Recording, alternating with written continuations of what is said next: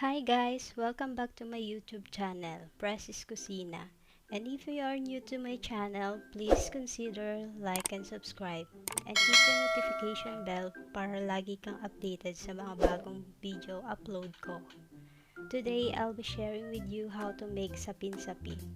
Ito po ay isang uri ng kakanin. If you are interested on how to make it, please keep on watching until the end of this video.